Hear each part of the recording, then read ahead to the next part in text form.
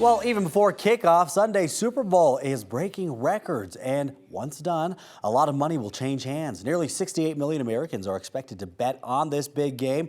That is a new record, and so is the amount of those people that they're spending. All told, they're projected to put down a total of $23 billion. And experts say part of what's driving those numbers is a national move to legalize sports betting. A lot of people want to do this. They want to do it legally. Certainly, a lot of states see benefits of legalizing it, that they could get tax revenue. In the last 6 years, 38 states have passed laws to allow sports betting. Yes, that guy is from your alma mater. Yes, Corey. I was like, UNLV, running ribs. Okay, so that includes Colorado. And this morning, our 9 News legal expert Whitney Traylor joins us to discuss how our state approaches this practice. Thank you for coming in. Sure, stop giggling there. You're giving me the giggles. All right, this is one that you can giggle on pretty much. All right. This all came from, I had a friend who's been, who bets, Yeah. and he's won $50,000 on betting. And now these sites are essentially saying, no more. Yeah. You can't do that. Is that legal? Well, it seems like it shouldn't be, but I think the short answer is probably it is. And I did some research, and apparently that's sort of an industry-wide situation where people who are getting up, they will limit what you can bet, they'll limit your winnings, they'll pay out what you've won. But now on the flip side, of course, if you're losing, they'll let you lose all day long, and they make it really easy to make these bets with the prop bets and everything. So during the game, you can make bet after bet on which team's going to score next. I mean, all these other things. And so it seems like it should be unlawful, but no, this is how the industry works. And so what they're saying is you can shop around. There's some places that actually invite that kind of action because it helps set the line.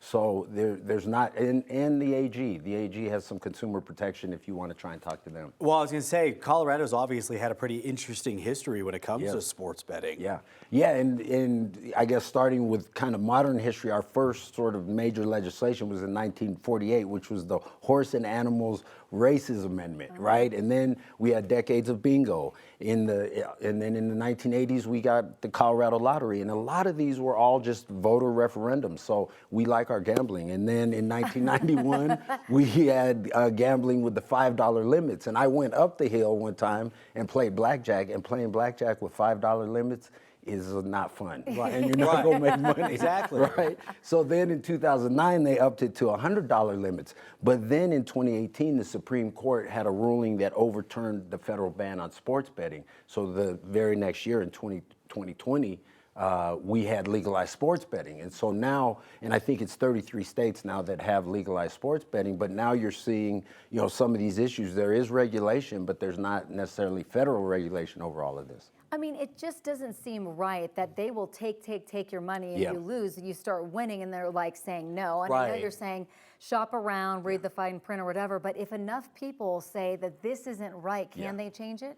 That's a great point. And actually, as I was driving in, I was thinking of Taylor Swift and the Swifties with Ticketmaster and how they were able to start to affect change. So there is a way if you have sort of a sea change, and I think it starts with, one, read the fine print, and because this is essentially a contract. And so, but from what I've seen, there's a lot of evidence that this is just how they do the industry, and it's in the agreement. But it's crazy because they'll let you take all the risk, but won't give you the reward. So if there is enough people going after this, I think there will be a change. And there is a site that had a player's bill of rights.